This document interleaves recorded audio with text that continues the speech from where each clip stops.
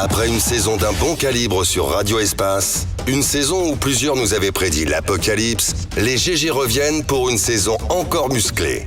Cette année encore va faire mentir les pronostics. Elle, c'est la voix qui fait trembler les hors-la-loi. Elle a incarné de nombreux rendez-vous plébiscités par les téléspectateurs. Incontournable parmi les incontournables de l'audiovisuel guinéen, elle symbolise à la fois la dignité, la passion et l'engagement en faveur de l'information populaire. Moussa Yeroba ou la Djadja serait-elle encore plus téméraire cette année? Le championnat nous dira. Il est l'un des visages forts du mercato télévisuel guinéen de l'an dernier. Tant sa venue sur les ondes a suscité des interrogations et des interprétations, aussi bien dans la presse que dans l'opinion générale. On ne lui a pas fait de cadeau. Il a fallu se battre pour être compris, pour être accepté, pour taire les ardeurs et ses détracteurs. Ahmed Kourouma, un soldat solitaire qui prend des risques. Mais sera-t-il de taille face au redoutable flingueur El Chocolaté? Wait and see. Elle, c'est la fonceuse, la curieuse et la transversale. Elle s'intéresse à toute l'actualité. Elle intègre en 2016 un talk show où les hommes sont à la fois des mâles dominants et des broyeurs impitoyables. Pourtant, elle a survécu. Elle a suivi ses envies, défendu ses opinions et préservé son désir d'indépendance. Elle, c'est une talentueuse. Notre MAF Talent est un talent qui ne se laisse pas faire. Saura-t-elle renverser la table cette saison encore? Calm down. Mafou Diabangora sera dans les GG. Ses positions à la limite extrémiste dopent les audiences des GG. Il a su fidéliser un audimat qui adore le détester. Lui, il raffole des sentiers interdits. Lui, il adore aller au charbon. Il adore qu'on ne l'adore pas. C'est le spécimen le plus abouti du journaliste impertinent. Antoine Kourouma, le courageux, le polémiste et le journaliste vous donnent rendez-vous dans les GG pour la saison qui s'ouvre. Lui, c'est l'épouvantail des GG. Un fouineur qui ne se ramène jamais bras ballants, au point que la seule mention de son nom fait trembler. Journaliste emblématique de la nouvelle génération, mis à l'écoute à répétition, il est resté pendant des années l'emblème du journalisme d'investigation, tant ses révélations fracassantes ont mis le mal à mal en Guinée. Moussa Moïse Silla. L'élégance s'est alliée à la performance pour offrir à la presse un El Chocolaté qui nous fera un régal cette saison encore dans les GG. Lui, il sort du lot. Fini les journalistes qui haussent la voix pour se faire entendre. Au placard, les questions distribuées d'avance. Par son calme, sa courtoisie et son style bien à lui, Tamba Zakari Milimono tranche. L'intello de la radio, comme il est parfois surnommé, est d'une certaine manière l'opposé du journaliste vociférant et coupant sans cesse la parole à son invité. La force tranquille, Tamba Zakari Milimono est dans les GG cette saison encore. Il y a toujours un décalage entre une image qui colle à la peau et la réalité de son évolution. Surnommé le sage ou vieux Djiba, Djiba Milimono est aussi en quelque sorte le serpent de mer du paysage audiovisuel guinéen. Djiba Milimono s'est d'abord fait connaître par son style d'entretien très agressif, avant de devenir l'un des plus puissants trentenaires des médias, à la fois animateur et producteur d'émissions de télévision et de radio. Contre toute attente, il est dépêché par le Turbo pour diriger les GG un jour et tracer les contours d'une ligne éditoriale. Vieux Djiba est dans les GG cette saison.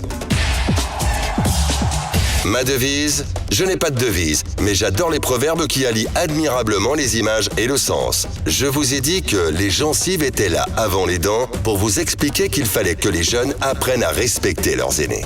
Mon petit défaut? Ne pas savoir quelles sont mes qualités. Mes hobbies? La lecture, l'écriture, la musique, le sport et les langues nationales. Ce que je regarde à la TV? Tout, excepté la télé-réalité. David pour les uns, Daouda pour les autres, Mohamed pour les intimes, Daouda Mohamed Camara est dans les GG cette saison. Avec sa belle gueule et sa décontraction corrosive, il est devenu en quelques années le gendre idéal de la mère de famille ou son fantasme télé le plus avouable. Journaliste aguerri, journaliste dans l'âme, Jacques le Rebelle doux est forcément l'expression de la confirmation. Quand bien même excessivement convoité, il sait garder les pieds sur terre. Ce jeune a poussé au plus loin le concept de l'infotainment, forme divertissante de l'actualité dans Espace Première. Jacques Lewaleno est un bon et il est dans les GG. Si à l'écran il donne l'image d'être une véritable pile électrique, il est en réalité un patron très posé, qui met ses collaborateurs sur le même pied d'égalité. Avec lui, tout le monde est au même niveau, technicien ou chroniqueur. C'est un génie des médias, mais c'est aussi un patron. Il ne peut pas être parfait. Il a 95% de bonne qualité, mais aussi 5% de défauts. Encore heureux. Le turbo-réacteur, Lamine Guérassi, est dans les GG pour une saison de plus. Dans 10, 9, 8, 7, 6, 5, 4, 3, 2, 1. C'est parti! Merci à ceux qui nous rejoignent du côté de Carfamori à Cancan. Vous nous écoutez là sur 99 à modulation de fréquence. Espace TV disponible également sur les bouquets Canal+, canal 243. Merci à vous à l'international. Amadou Sow à la réalisation ici à la radio. Kabine Kondé, Mamoudou Kondé, Malisila, Poutine. Merci à Mafata Sano, à Nalaï Sidibé, Lamine Sidibé, toute une équipe. Eh bien évidemment de ce côté à Lamine Sidibé, je le disais tantôt, Alassane Diallo, Papoutou, l'homme de nuit. Merci à vous tous à l'international. La média relaye cette émission évidemment sur les réseaux sociaux. Soit vous partez sur Twitter, on est diffusé là, sinon ça se passe également sur Facebook, comme tous les jours évidemment. On pète le score sur les réseaux sociaux. Merci à vous tous. Continuez à réagir d'ailleurs sur Twitter, le hashtag Espace GG, sinon le numéro de téléphone qu'il faut composer si vous le voulez bien, le 00224 657 39 13 13. Avec plaisir, nous allons prendre en compte vos messages dans quelques instants. Je le disais tantôt à l'entame, le pouvoir a changé de main en Guinée. Depuis dimanche, le colonel Mamadi Doumbouya, chef du comité national pour le rassemblement et le développement, préside aux destinées du pays. Les premières mesures sont plutôt saluées en Guinée. La libération des prisonniers politiques en attente de leur procès pour la plupart a été actée et c'est la joie donc au sein de l'opposition politique et du FNDC qui a tenté évidemment en vain de défendre la Constitution 2010 alors que tout le monde attend de voir plus clair dans la conduite de la transition. La junte donc est presque adoubée par les populations civiles et militaires. Hier, toutes les unités de l'armée guinéenne ont prêté allégeance. Plus aucun doute évidemment là-dessus, le colonel Doumbouya reste le chef des armées. Plusieurs réactions ce matin, mesdames et messieurs, vous allez voir avec monsieur Sidia Touré, président de l'UFR, et vous allez l'entendre ce matin. Sébastien Nadeau, il est député français, vous allez l'entendre ce matin également dans notre émission. Keyamou Bogola Haba, membre de l'ANAD, dernier prisonnier politique. Abdoulaye Ba, ancien maire donc de Kindia, membre de l'UFDG, prisonnier politique également. Vous allez les entendre ce matin dans cette émission. Nous allons faire un saut également du côté de la RTG, d'où nous attend évidemment Sekouba Savané et Diangolo, donc qui vous allez les entendre ce matin évidemment sur notre antenne. Beaucoup de réactions. Nous partons avec quelques messages sur le 657 39 13 13. Bonjour les GG. Mohamed Ba, depuis l'Allemagne, les Guinéens doivent être unis pour restaurer donc la justice et la démocratie donc en Guinée. Merci à vous tous. On y va avec cet autre. En Guinée, c'est la même histoire qui se répète. Nous voulons une nouvelle démocratie. Les Italiens sont un modèle à suivre. Eux aussi ont vu la même chose que nous vivons en ce moment. Un auditeur qui nous envoie ce message. Excellence, Balde Guinéen qui nous écrit: j'ai tellement aimé cette phrase de Doumbouya quand il dit votre comportement peu indigne et voir ces ministres déchus se regarder. Quelle humiliation! Personne n'aurait aimé voir son papa dans cette situation. Excellence Balde Guinéen qui nous envoie ce message. Bonjour ma radio. Diallo Ramadan depuis Farana. Moi, c'est que l'État devrait faire, c'est d'alimenter donc nos budgets pour faire mieux vivre donc sa nation au lieu de nous faire souffrir pour remplir leurs poches. Un auditeur qui nous envoie ce message. Bonjour mes confrères. La situation sociopolitique que vit notre pays est très douteuse. Je demande à tous les Guinéens d'être patients et réfléchir beaucoup parce que personne ne connaît ce qui viendra demain. C'est Amadou Barry, journaliste à la radio Familia FM, ici donc à Conakry. On reste avec cet autre message qui nous parvient. Bonjour les GG. C'est Oumar depuis Dabompa. Il faut que la gente soit prudente face donc aux vieilles racines politiques très dangereuses. Mais Lamine, plus loin, Lamine, les écarter dans le contexte de la situation réaction, c'est mieux. Voilà, c'est un auditeur évidemment qui nous envoie ce message. On reste toujours dans le sillage avec cet autre également qui nous écrit: bonjour les GG, moi c'est Mamadou, victime de ce régime. Je voudrais demander à monsieur le casseur, qu'est-ce qu'il va faire aux victimes des casses, qu'il a coordonné à Capolo, Demoula. Je comprends pas le message. On y va avec cette autre réaction. Lui, c'est Sekou Chérif depuis Petit Simbaya. Mais vous ne parlez pas du cas des morts et oubliez que les familles ont le cœur brisé pour leurs fils, encore pour plus nos frères. Voilà, parle-nous de ça. Bien. Vous l'avez dit, donc on en a parlé. Bien. Bonjour les GG, c'est CC Jean-Louis Loua depuis Kouria. Je souhaite une bonne rentrée à vous tous. Merci beaucoup à cet autre auditeur. On va rester dans le sillage avec les réactions maintenant sur Twitter avec Kabine Condé. C'est quand vous voulez, on y part. On y va, top départ, c'est parti avec Minté Youssouf qui nous écrit sur Twitter: bonjour les GG, le RPG va mourir comme l'a été le PUP, parce qu'ils se sont tous focalisés sur une seule personne et actuellement cette dernière, il veut dire, est totalement affaiblie. Par ailleurs, eux-mêmes s'entre-déchirent au sein du parti. Bon sang, quelle chute, s'exclame Minté Youssouf qui nous envoie ce message. Lui, c'est Païkoum Seguin, j'ai bien compris. Bonjour les GG. Vous ne devez pas perdre le temps de débattre sur le RPG car ce parti n'existe plus depuis. Donc, cherchons à se projeter, sur la transition. On reste avec Adraman Barry également qui nous écrit sur Twitter: bonjour les GG, bonjour à toute l'équipe. Voilà, qu'est-ce qu'il dit Adraman Barry? Le groupe Adafo Média, j'espère que toute l'équipe se porte très bien. Je tiens à vous informer qu'hier, une voiture s'est arrêtée à Koza. J'essaie de reformuler, parce que vous qui regardez à la télévision, regardez là ce qui se passe. Voilà. Qu'est-ce qu'il dit? J'essaie de reformuler. Je tiens à vous informer hier qu'une voiture s'est arrêtée à Koza avec une plaque ordinaire et sur la voiture, le chauffeur était interpellé par les autorités. Donc j'ai vu la vidéo. Il veut dire, voilà. Vous voyez ici à l'écran ce qu'il dit. J'essaie de faire de mon mieux. Allez, on y va avec Kafumba Ramos Komara qui nous écrit: bonjour à toute l'équipe. Aujourd'hui, je donne raison au PRAC que le RPG manque de cadre. La preuve, ce communiqué est bidon. Voilà. On reste avec Tadindi qui nous écrit: je suis très étonné que tout le RPG avec son armada puisse faire un communiqué de la sorte envers le président Alpha Condé.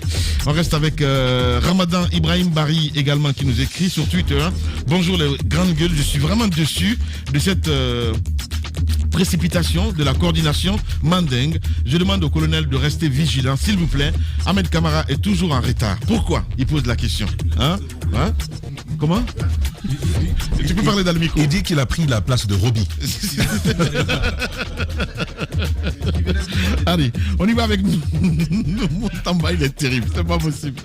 Je sais ce que tu mijotes, petit. Bien, allez, on y va avec Noumou qui nous écrit également, mais ça ne marchera pas. Noumou, bonjour les GG. Nous pouvons condamner le coup d'État puisqu'ils étaient là pour leurs intérêts et maintenant c'est fini. Que voulez-vous? Voilà, Noumou se pose la question. Merci. On y va avec Dr Keita Alpha Cabinet qui nous écrit: le RPG est un parti qui me surprend très négativement. On reste avec Abou Poutine Banco. Personnellement, je qualifie ce supposé communiqué de certains membres du bureau politique national du RPG à un trac. Personne, qu'est-ce qu'il veut dire, n'a le courage. Je comprends pas. On y va avec l'univers Sultan qui nous écrit également sur Twitter: bonjour la mine, le RPG n'a pas voulu écouter depuis 2018, les alertes venaient de chaque coin de rue. Malheureusement, on n'a pas écouté. Fassouloua également qui nous écrit sur Twitter: on ne touche pas aux enseignants formateurs qui réfléchissent avant de poser un acte, sinon le pays sombre. Voilà, il veut dire. On reste avec Almami Kalabangoura qui nous écrit: bonjour les GG, c'est fou ce qui arrive en cette fin d'année 2021. Plus de soldats américains en Afghanistan. Lionel Messi n'est plus au FC Barcelone et Alpha Condé n'est plus à Sékou Touria. Voilà. C'est un auditeur qui nous envoie ce message, évidemment. Ok, il n'y a pas de problème. On y va avec toujours les messages. Vous le voyez en direct à l'instant. Je vais aller avec quelques messages maintenant sur le 00224 657 39 13 13. Moria Kaba, du côté de l'UFR, qui nous écrit: bonjour, le CNRD de Doumbouya doit s'inspirer de Djibo du Niger et éviter donc les erreurs de ses prédécesseurs du CNDD de Dadis. L'adhésion du peuple à son coup ne doit pas être vue comme une carte blanche, mais comme une confiance que le CNRD doit honorer. Nous voulons une transition inclusive, mais la justice doit agir sur les cas de pillage de notre économie, les vols de deniers publics, notre argent caché dans les paradis fiscaux doit être retourné. Mouria Kaba, du côté de l'UFR, qui nous envoie ce message. Nous restons avec Sinani, du côté de RPG Arc-en-Ciel, qui nous écrit: je vous souhaite une très bonne rentrée, qu'Allah bénisse la Guinée. Sinani, évidemment, du côté de RPG Arc-en-Ciel, qui nous envoie ce message. Dans un instant, nous allons faire le tour, évidemment, nous allons faire un saut du côté de la RTG. Mais d'abord, évidemment, mon cher Ahmed Kourouma, on parle de ces prisonniers. Hier, on a vu quelques liesses dans les rues de Conakry, ces prisonniers libérés. Oui, absolument. J'étais justement en train de lire leur déclaration sur RFI. C'est une excellente nouvelle, vraiment une très très très bonne nouvelle que ces prisonniers aient été libérés. Encore une fois, ça fait partie des actes posés. On demande des actes aujourd'hui à la junte militaire, mais ils sont en train d'imposer. Ils ont libéré un certain nombre de prisonniers qui étaient injustement emprisonnés dans notre pays, et qui sont des prisonniers politiques. Donc espérons que ça suive, espérons que l'ensemble de ceux qui ont été emprisonnés pour des délits d'opinion, voire même des délits de faciès parfois, soient libérés le plus rapidement possible. Je suis moi personnellement ravi, parce que j'étais en contact avec Fonik Emangué et avec Ismaël Condé, avec lesquels on a beaucoup parlé c'était pas très compliqué, mais voilà, ça fait partie aussi de la vie que l'on peut avoir, c'est-à-dire on a des petits frères et dans ces moments-là il faut les soutenir, donc ne serait-ce qu'un texto pouvait les soutenir, donc je suis ravi de leur libération.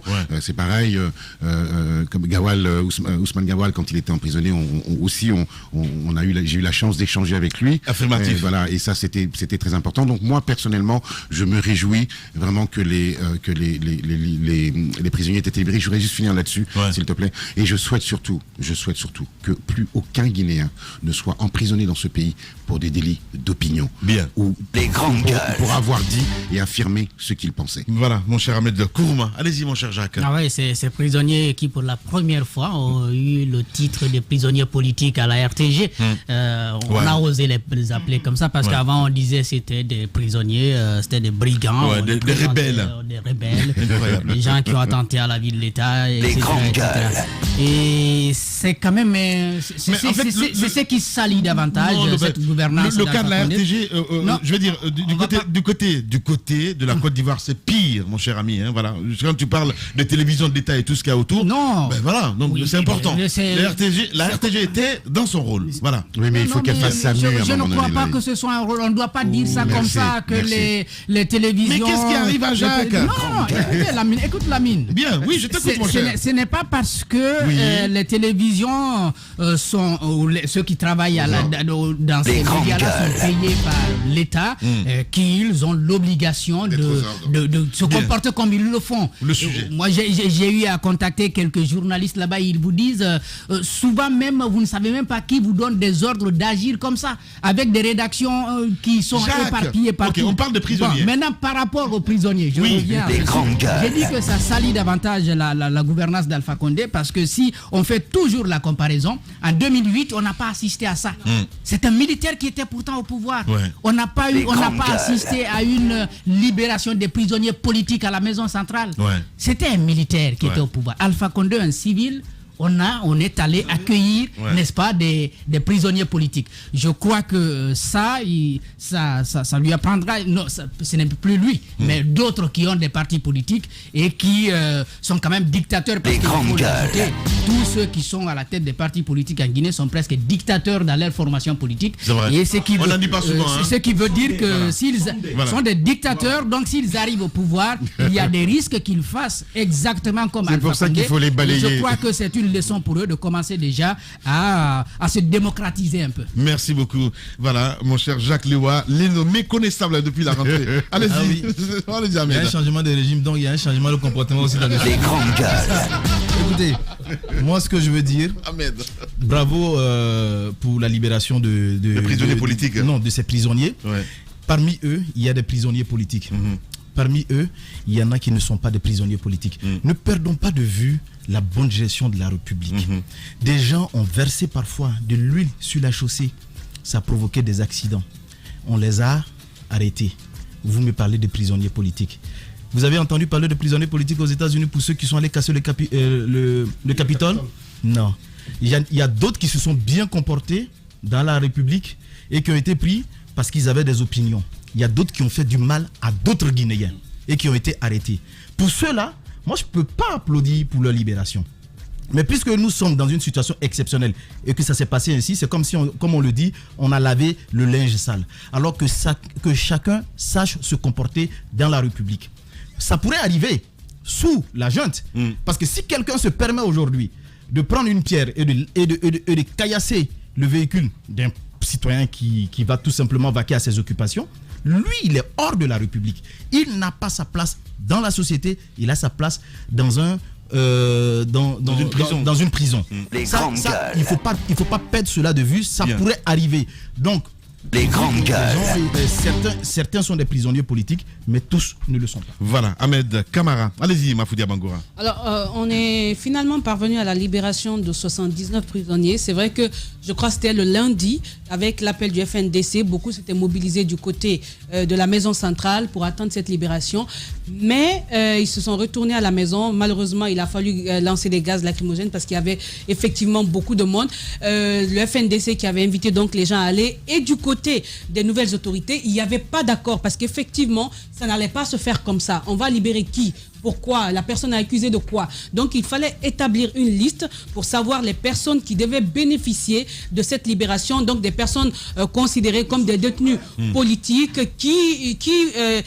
contre qui il n'y a pas d'argument fiable pour les détenir encore en prison. Je pense que c'est ce travail qui a finalement été fait et on a assisté hier à la libération de ces prisonniers, dont Fonike Mengue, dont le cas a fait beaucoup de bruit. Évidemment, on s'en réjouit parce qu'encore une fois, on a passé des jours et des jours ici à parler de cette justice guinéenne. Cette justice guinéenne doit voir maintenant, si on veut, ce qui se passe là, c'est le fruit de leur mauvais travail.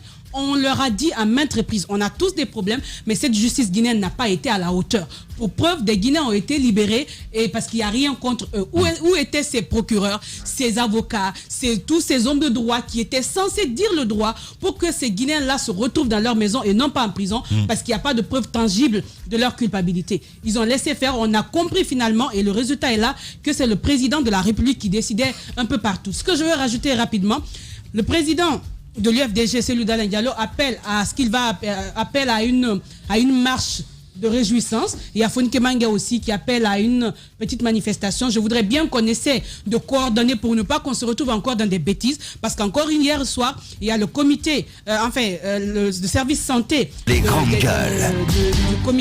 la commission santé, qui disait c'était quoi exactement la situation aujourd'hui dans le pays. Donc il y a des restrictions, il y a des mesures barrières qu'il va falloir respecter, il y a les regroupements de pas moins de 50 personnes. Donc quand on connaît Cellou Dalein Diallo avec sa force de mobilisation qui appelle à une manifestation, à quoi est-ce qu'on devrait s'attarder? Donc je voudrais qu'il fasse attention pour ne pas être déjà en porte-à-feu avec les nouvelles autorités, réfléchir tout ça très bien parce qu'on est parti sur de nouvelles bases, il faut se donner toutes les chances. Voilà, je suis parfaitement d'accord avec toi, Mafoudia Bangoura, parce que quoi qu'il y ait un Covid est toujours là. Hein. Allez-y, mon cher Moussa. Bien sûr, je trouve que sincèrement, c'est avec beaucoup de joie que j'ai vu ces jeunes sortir de prison, ces prisonniers politiques sortir de prison.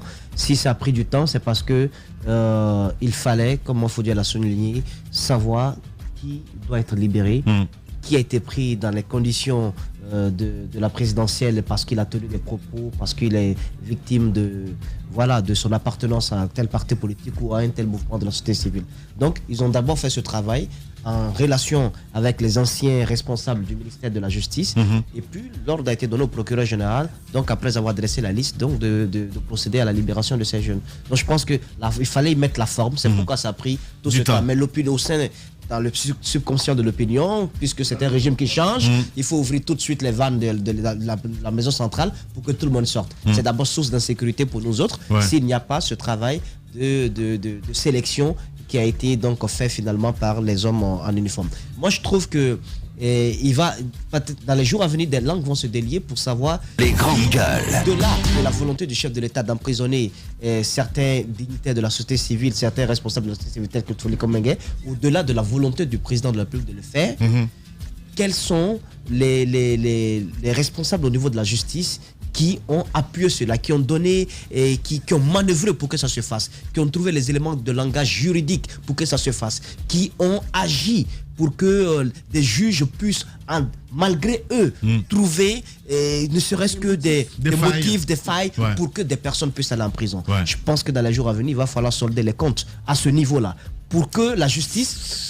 Peut-on appeler ça règlement de compte? Non, pas règlement de compte. Solder les comptes pour établir la vérité, pour ne pas que les mêmes erreurs puissent être reprises. Les grandes gueules. La justice guinéenne, elle va rester, mais pour ne pas que les mêmes erreurs puissent être reprises. Afin que demain, même si un président de la République appelle un procureur je prends l'exemple sur le procureur Dixine, appelle le procureur Dixine ou je sais pas moi pour lui dire voilà, c'est un exemple que je prends la mine, ne vous offusquez pas de cela. Alors que ce procureur dise écoutez, j'ai une certaine responsabilité, je peux pas quand même agir pour envoyer un innocent en prison. Il faut qu'on comprenne cela. Il y a des procureurs qui ont joué le jeu, qui se sont mis complètement par terre, qui étaient confondus à la moquette, la mine, qui ont dit au président, c'est-à-dire il n'avait qu'à exprimer son souci sur le plan social et politique, eux ils lui trouvaient une réponse juridique. Que vous ayez commis une forfaiture ou pas, ils vous trouvaient cette réponse-là. Le cas de Foniké Mengué, c'est un cas flagrant. Et je pense que celui qui a été à la base de cela, il ne doit pas s'en sortir comme ça. Il ne s'agit pas de règlement de compte physique, mais il s'agit de la même justice. La vérité. La vérité. Que la vérité justice à laquelle il a tordu le cou. La justice dont il a tordu le cou. Il faut que cette même justice puisse venir, je pense, le situer dans ses responsabilités et qu'il puisse répondre. Qu'il s'explique, qu'il réponde des actes qu'il a posés contre d'autres citoyens. Les grandes gueules. Combien de fois il y a des conséquences néfastes sur des familles, sur des citoyens, lorsque vous enlevez un père de famille qui n'a absolument rien fait contre la République et que vous l'emprisonnez pendant des mois. Je pense qu'il va falloir tout de même tirer toutes ces leçons-là et que ceux qui ont formalisé tout cela puissent également répondre de leurs actes. Voilà, Moussa, Moïse, Silla, MMS, FS. Allez-y, mon cher Antoine. Les grandes gueules. J'ai vu ces images hier, Lamine. Pour moi, c'est une déculottée pour notre justice, également pour des magistrats. Mafoudia l'a dit, hein. Une déculottée, une victoire pour l'UFDG. Je suis hier le discours de Cellou Dalein Diallo. À mon avis, il y a des noms de cadres, il y a des noms de leaders qui étaient en prison, qui aujourd'hui doivent se réjouir. Quand je prends Foniké Mengué qui était de la société civile, je prends Ismaël Condé qui a fait la prison, je prends Étienne Soropogui, qui a fait une... C'est 78 personnes quand même, hein, Ousmane, mon cher Antoine. Je cite des noms des grandes gueules. Des noms connus de personnes qui ont une certaine influence dans la vie politique. Étienne Soropogui a sorti une tribune de prison. Tout le monde connaît le contenu de la tribune. Il a dit de ne pas céder. Il a tenu bon jusqu'à ce qu'il soit libéré. C'était dans la journée d'hier. Aujourd'hui, je me dis que c'est une sorte de courage qu'a eu l'UFDG. Ce matin, je parle de ce parti politique parce que je me dis il y a eu de l'injustice quelque part. Il y a eu leurs bureaux qui ont été fermés. J'étais de ceux-là même qui ont dit à un moment donné qu'il fallait que Cellou soit flexible devant la fermeté du pouvoir afin qu'il y ait dialogue. Cellou a tenu bon. Aujourd'hui, on se dit que c'est une victoire pour ce parti politique qui n'a pas cédé, même d'un iota à un moment donné. Et je me dis que, arrivé à ce stade, c'est important de dire clairement que l'UFDG à un moment donné aurait pu céder et faire dans la démagogie comme l'ont fait certains. J'ai vu des prisonniers politiques qui ont été contraints de rédiger des lettres pour demander pardon au chef de l'État et rejoindre le parti présidentiel. Des cadres de l'UFDG ont été contraints également à cela.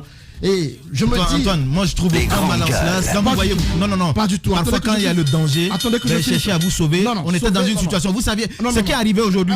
C'est arrivé, on ne savait pas que ça allait arriver. Voilà, donc moi je n'en veux pas du tout à ceux qui ont fait cela. Non. Moi je les en veux pas. Je vais finir. Donc ne les condamnez pas, Alpha Condé l'a fait autant. Alpha Condé l'a fait autant. Il a refusé d'appartenir. Attendez que je finisse, Ahmed. Tu as ton temps de parole. Alpha Condé, on l'a dit tantôt, il a été opposant historique.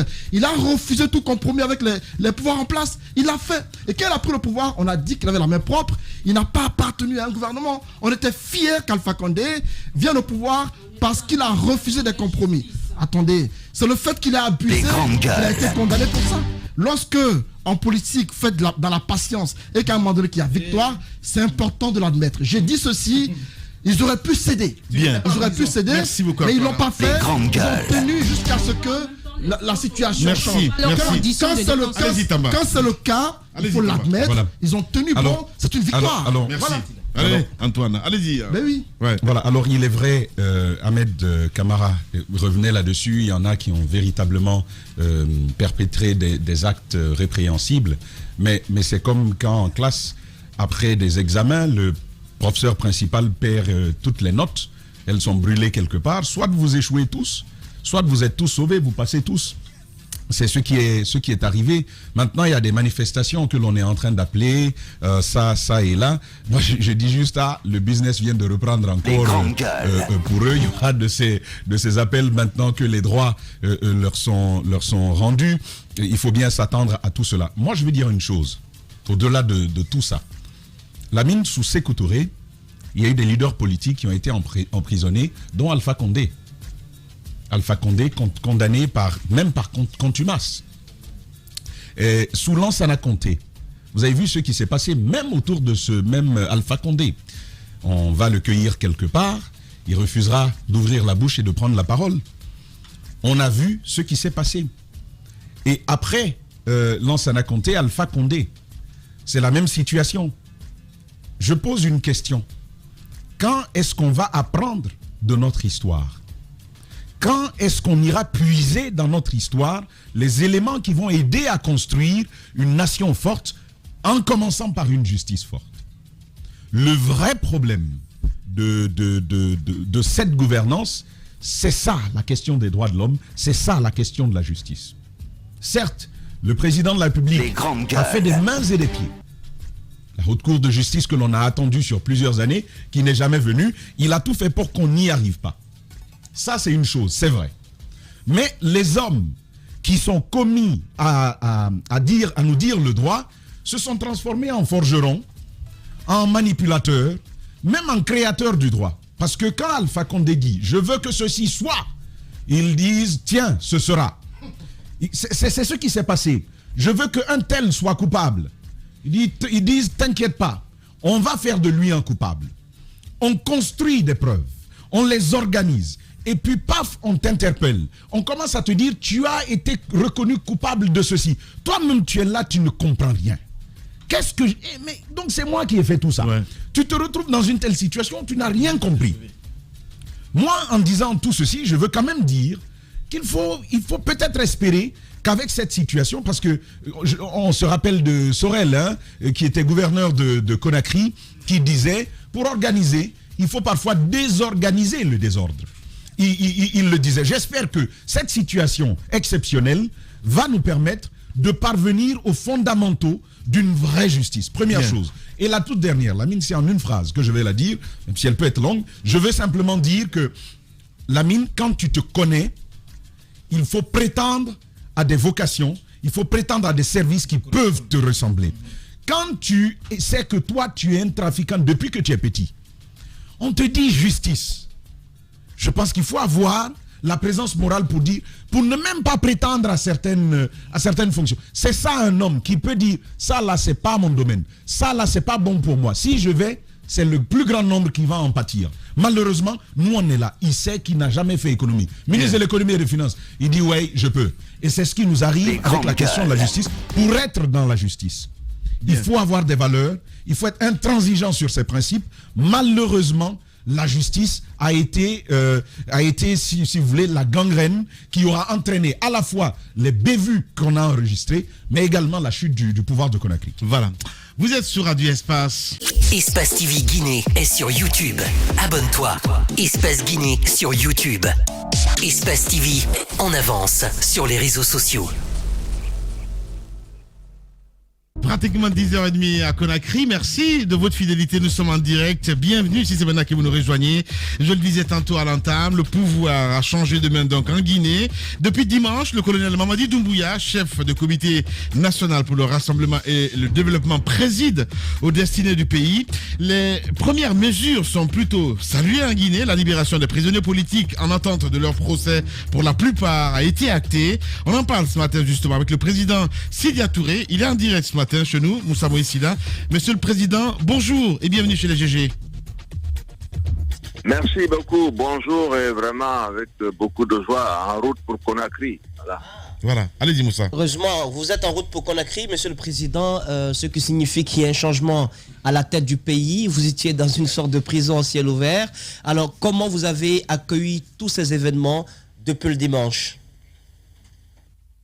Écoutez, avec surprise d'avoir le dimanche, parce que quand vous voyez le comportement de ce régime et vraiment la manière dont les choses se passaient, on se disait que c'était beaucoup mieux protégé que ça. Donc j'ai été extrêmement surpris, mais je dirais agréablement surpris parce que, comme vous le dites, je suis en exil ici.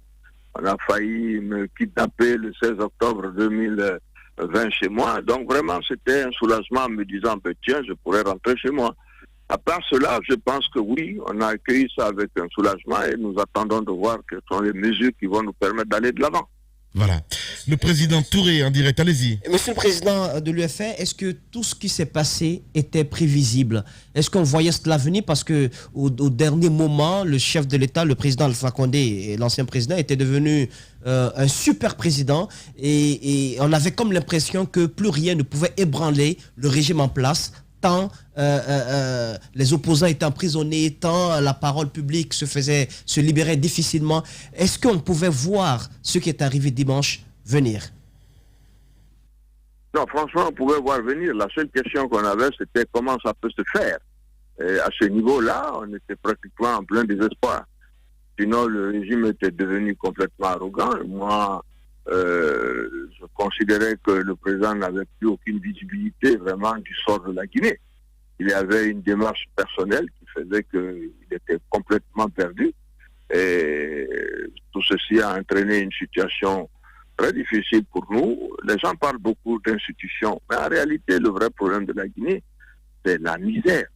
Pendant les 11 années, la gouvernance Alpha Condé a créé une misère absolue. Les Guinéens sont réellement appauvris.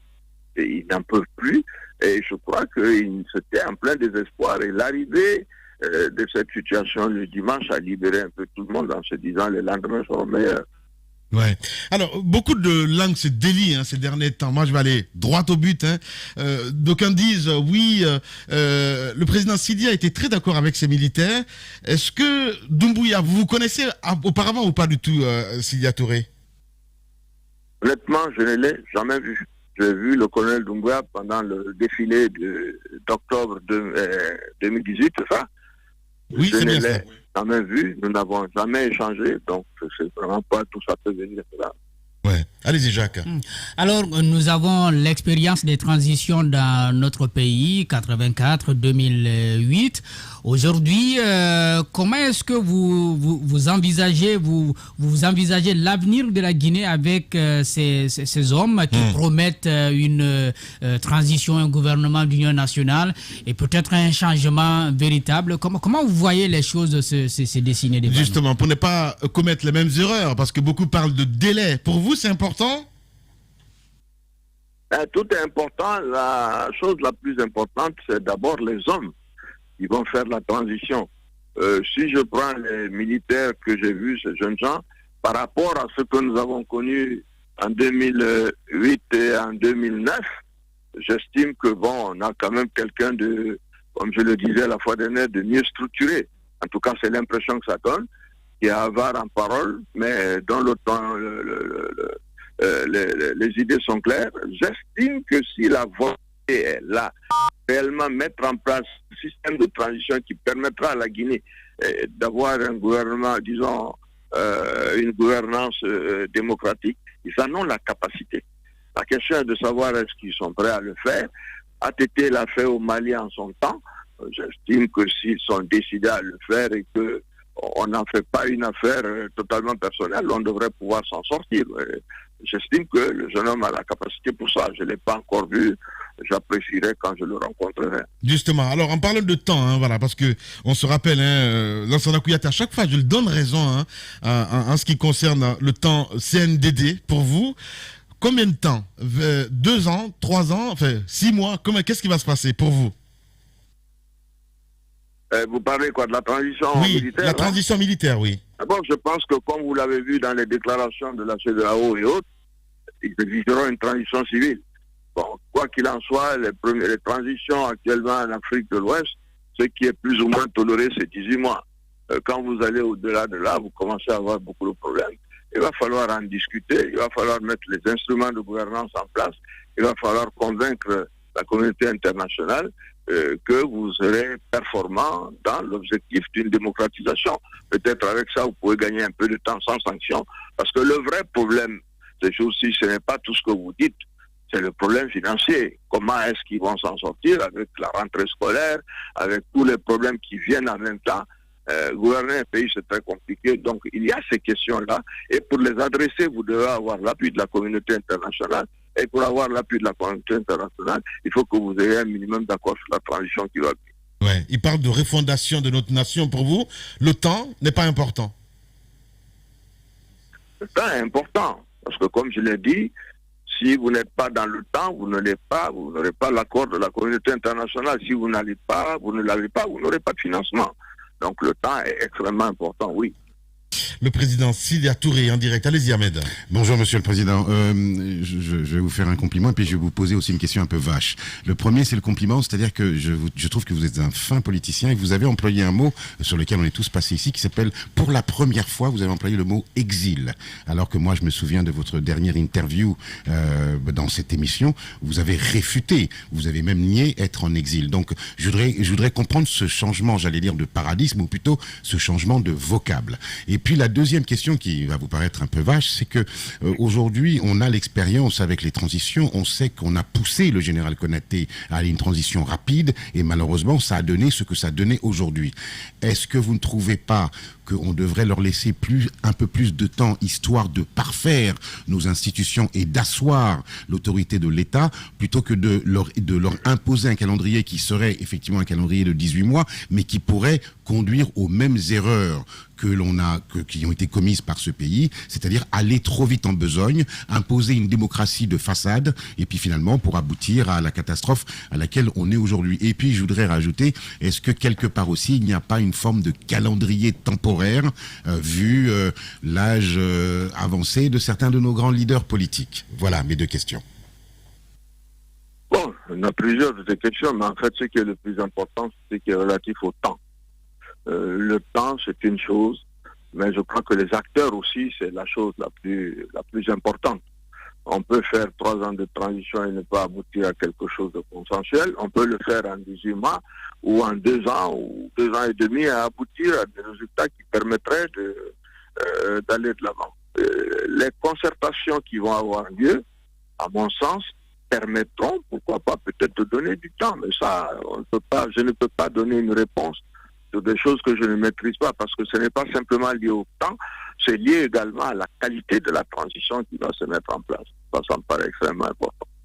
Voilà, il parlait de l'âge aussi, Ahmed Kourouma. Écoutez, l'âge, c'est l'âge. Moi, je ne sais pas si si l'âge est arrivé, les gens feront autre chose. Il n'y a personne qui est propriétaire de la Guinée. Il n'y a pas de problème par rapport à ça. Du côté de l'UFR, par exemple, demain, on peut dire un autre leader à la place de Sidya Touré pour la présidentielle. Pourquoi pas donc. Bien, allez-y Antoine. Oui, la provocation. Comment ça? Mais je pose des questions Antoine. Quelle provocation? La mangue est presque mûre, vous dites quand même. Donc, on pose des questions, Monsieur le Président, c'est bientôt. Vous ramenez en arrière par rapport à la journée de dimanche. On a vu ces images qui ont circulé, ces images d'Alpha Condé que vous avez côtoyées, qui ont circulé. Quel sentiment vous avez eu lorsque vous avez constaté que la junte militaire l'a fait promener dans Conakry et a fait en sorte de publier ces images? De l'autre côté, il y a ces déclarations qui sont faites par rapport à la réécriture d'une nouvelle constitution. Est-ce que vous êtes partant pour cela? Écoutez, il y a une chose que je dois dire. Hein. Moi, Alpha Condé, c'était un grand frère, donc on se connaît depuis plus de 40 ans. C'est quelqu'un que j'ai côtoyé en Europe, en Côte d'Ivoire, ailleurs, ainsi de suite, pour lequel j'avais beaucoup de sympathie. J'ai été extrêmement béni. Mais la réalité de tout cela relève de son comportement à lui. Il s'est enfermé dans un système qui ne permettait plus à la Guinée de faire un pas en avant. Donc c'était la vie des 12-13 millions d'habitants et de sa volonté à lui simplement de se faire passer pour un dictateur des tropiques. J'ai été peiné qu'on en soit arrivé là. Mais je le dis, je le répète encore, il s'est enfermé dans un système qui ne pouvait aboutir à cela. Donc je suis peiné, mais bon, la Guinée d'abord, nous essayons d'aller de l'avant. Et je pense que nous allons tenir compte de ce genre de choses pour que dorénavant, disons, un leader politique guinéen ne s'imagine pas qu'il est, si vous voulez, le président de la terre et du ciel. Maintenant, en ce qui concerne les candidatures, puisqu'il y a des jeunes qui sont pressés, peut-être que les Guirassy, tout ça, sont candidats prochainement. Peut-être pas cette fois-ci, mais la fois prochaine. Moi, je fais de la provocation aussi. Non, oui. Monsieur Sidia, Monsieur le Président, c'est vrai, je vous l'accorde, on est pressé. Je vous l'accorde. Il n'a pas répondu à la question. Allez-y. Monsieur Sidia, vous n'avez pas répondu à la question de la Constitution. Doit-on revenir à la Constitution de 2010 ou est-ce qu'il faut la réécrire complètement? Mais je vais vous dire quelque chose. La Constitution de 2009 était une Constitution honnêtement acceptable. Je ne voyais absolument rien dans cette Constitution qui a été modifiée en 2020 qui pouvait empêcher la Guinée d'aller de l'avant dans son développement et d'aller de l'avant dans sa démocratisation. La volonté qui était là, c'était simplement de permettre de revendiquer la possibilité de rester au pouvoir. Bon, ça, je crois que réécrire, qu'est-ce qu'il y a écrit dans une constitution? Ce sont les mêmes. Depuis 1958, la constitution française qui a été, disons, répandue partout en Afrique française, ce sont les mêmes textes. Vous pouvez changer une phrase, une virgule. Ce n'est pas le principal. Donc, ce principe-là peut être accepté partout. La question, encore, je reviens dessus, c'est un problème d'hommes. Voilà. Est-ce que vous avez les hommes qui peuvent mener cette démocratie, mais est-ce que vous avez les hommes qui peuvent vous permettre de développer votre pays et permettre aux populations d'améliorer leurs conditions de vie? C'est la seule raison pour laquelle on fait de la politique. Voilà. Autrement, ressources humaines, c'est très important. Allez-y. Alors, M. Touré, on sait que dans de telles circonstances, les objectifs ou les priorités diffèrent selon les personnes ou les entités. Si je ne me trompe pas, vous faites partie de ceux qui, en 2009, auraient souhaité qu'il y ait les législatives avant la présidentielle. Dites-nous, avec cet autre coup d'État en Guinée, quelles sont les erreurs à éviter? Vous disiez tout à l'heure que tout est important, mais qu'est-ce qui devrait être la priorité pour asseoir les bases d'un pays qui puisse s'atteler au développement et non aux problèmes politiques? Je vais vous dire, depuis l'indépendance de la Guinée, nous avons une culture de parti unique en Guinée. Le principal danger qui guette cette transition, ce sont les Guinéens à double visage. Ces politiciens auto-reversent. Un jour ils sont là, demain ils sont encore là, après-demain ils sont encore là, et qui vont commencer à s'insérer dans le système pour distiller des paroles, occuper des postes et faire oublier ce qui a entraîné tout cela. Ça, c'est le principal danger qui guette les jeunes gens qui sont là et qui ne sont pas habitués à ces choses-là. Ils vont les envahir. C'est le principal problème guinéen, cela. Vous avez des gens, vous n'avez pas besoin de les citer, et ils étaient avec Conté, ils étaient avec Dadis, ils étaient avec Konaté, ils étaient avec Alpha. Citez le nom, M. Sidia. Vous faites allusion à qui? Thibou Camara? Allez. Comme par magie, pas coupé. On va essayer de repartir dans un instant, évidemment, avec le président Sidya Touré qui va intervenir dans un instant sur notre antenne. Mon cher Tamba. Ouais. On l'a écouté sur quelques thèmes.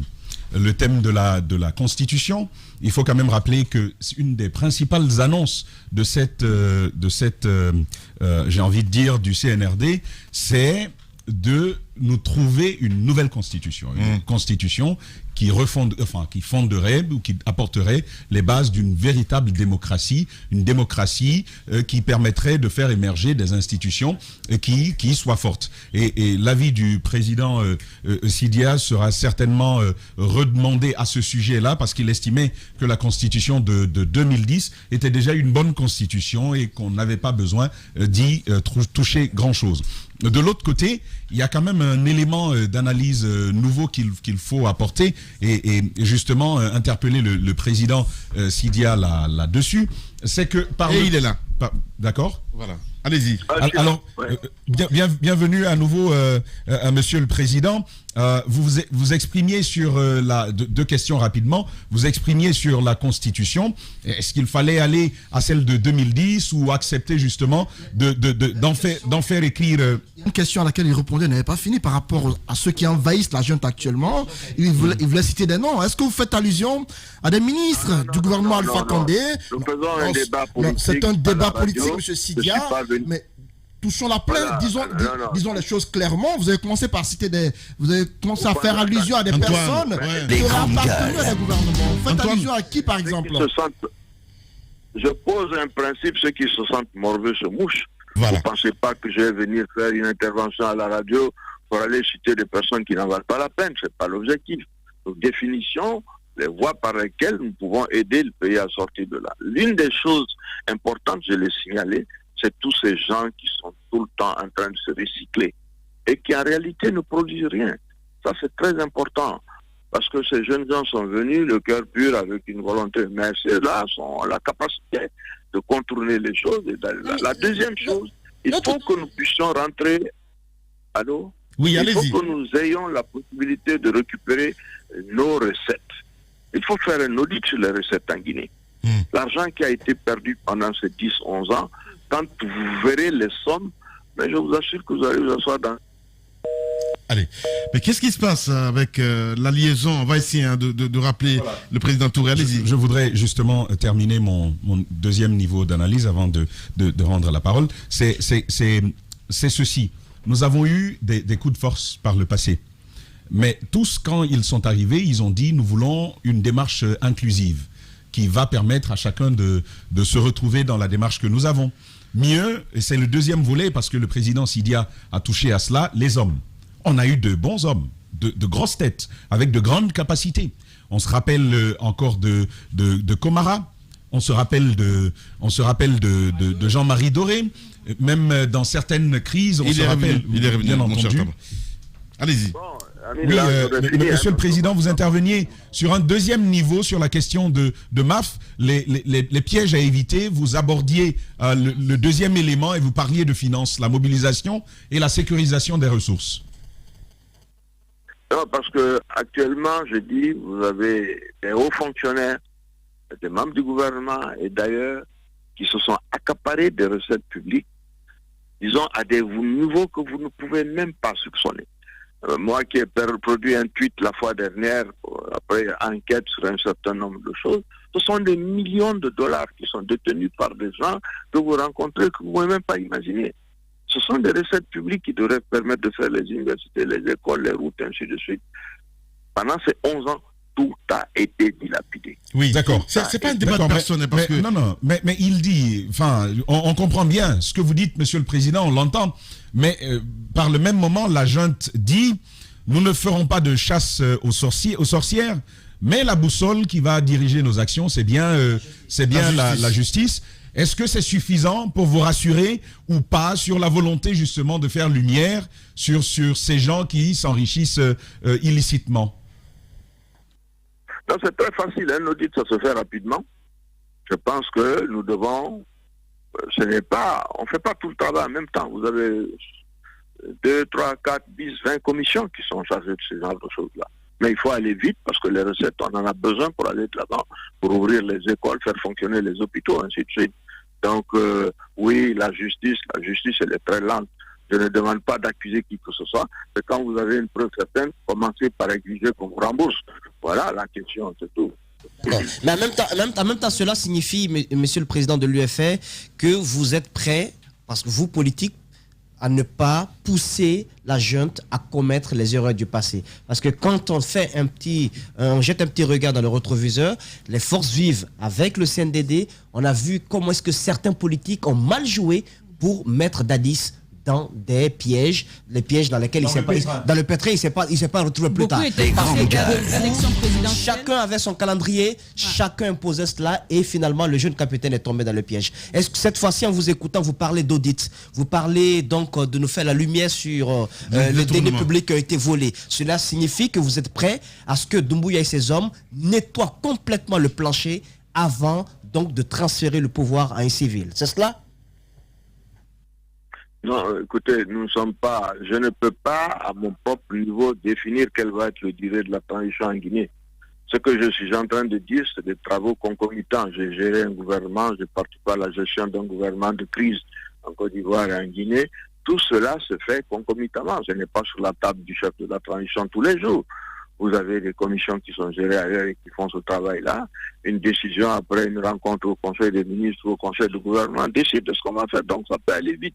Ne commencez pas à me dire que je dois définir quelle va être la durée de la transition en Guinée. La concertation définira cela. Bien, allez-y.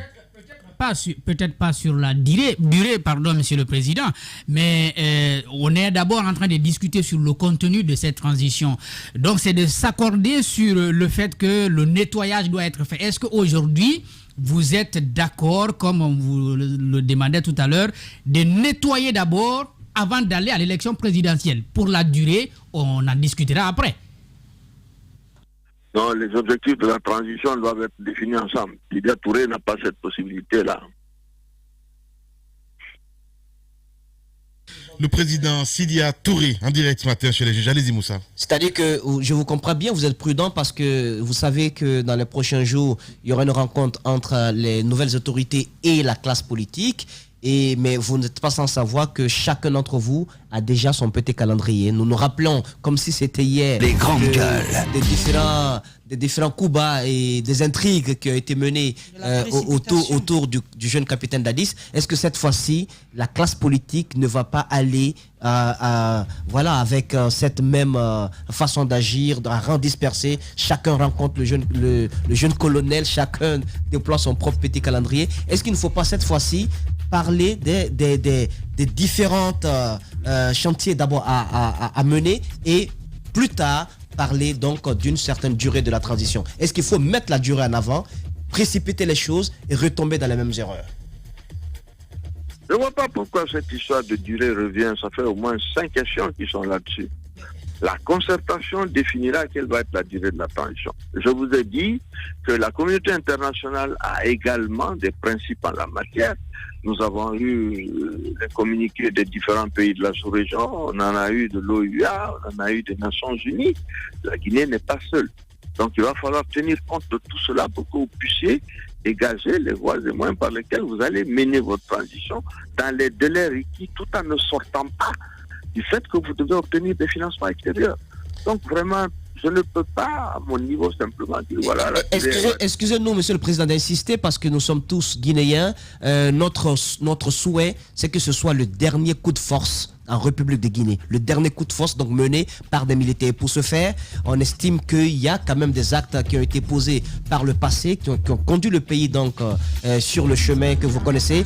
Il faudrait que ces actes-là ne soient pas repris pour que ce soit le dernier coup de force que le pays connaisse. Voilà. Et bien voilà, on va revenir pour la prolongation, monsieur le président, si vous le permettez. On revient à 11h et on continue cette interview. On fait moins sa maline maintenant, hein? Allez, tiens, ça c'est pour les gâteaux brûlés, et ça c'est pour les éviers bouchés, et ça c'est... T'as pété un boulon ou quoi? Je t'avais demandé de refaire la cuisine, pas de la détruire. Mais non, t'inquiète pas. Ce modèle d'annonce, il n'y a que Adafo Média pour le faire. Pour toute information, contactez-nous 628 06 06 60. Adafo Média, et si vous commenciez maintenant?